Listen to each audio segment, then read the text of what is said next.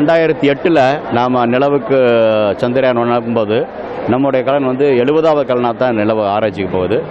யாரும் எதிர்பார்க்கல, இன்னும் எல்லாரும் போன இடத்துக்கு தான் திரும்ப போகிறாங்க அப்படின்றாங்க.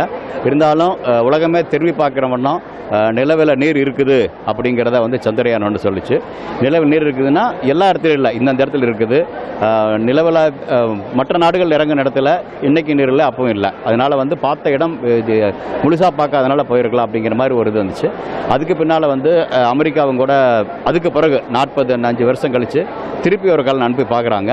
ஆமாம், சந்திரயான் ஒன்று சொன்னது சரி அப்படின்னு தெரிஞ்சு திரும்ப நிலவுக்கு போகணும் அப்படிங்கிற முனைப்பில் சர்வதேச நாடுகள் திரும்ப முயற்சிக்கூடிய ஒரு இது வருது. இப்போ இந்த சமயத்தில் சந்திரயான் 2 சந்திரயான் 1 எங்கே சொல்லிச்சோ நிலவில் நீர் இருக்குது, அது மாதிரி அந்த தென்துருவ பகுதியில் இப்போ நாம் போய் இறங்குறோம். இப்போ இறங்கும் பொழுது ஆள் இல்லாத கலனாக இப்போனாலும் கூட முதலாக தென்துருவ பகுதியில் இறங்கக்கூடிய முதல் நாடாக இந்தியா இருக்கும். முதல் நாடாக இந்தியா இருந்தாலும் கூட இனிமேல் மற்ற நாடுகள் இப்போ தென்துருவத்து பக்கம் போகணும் அப்படின்னு முயற்சி பார்க்குறாங்க.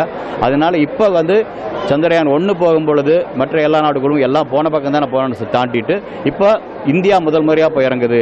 இதனுடைய சமிக்கைகள் என்ன வரும் அப்படிங்கிறத எல்லா நாடுகளும் மிகவும் ஆவலுடன் எதிர்பார்க்கிறது எனக்கு தெரியும். ஏன்னா அவங்களுடைய பின்னால் அவங்களுடைய திட்டங்களுக்கு இதனுடைய சமிக்கைகள் சரியாக போகும். அந்த வகையில் 130 கோடி இந்தியர்களையும் தாண்டி உலகத்தில் உள்ள அறிவியலாளர்கள் எல்லாருமே நிலவுக்கு ஆராய்ச்சி பண்ண போகணும் அப்படின்னா அதுக்கு சந்திரயான் 2னுடைய அந்த வெற்றி மிகப்பெரிய உந்துதலாக இருக்கும்.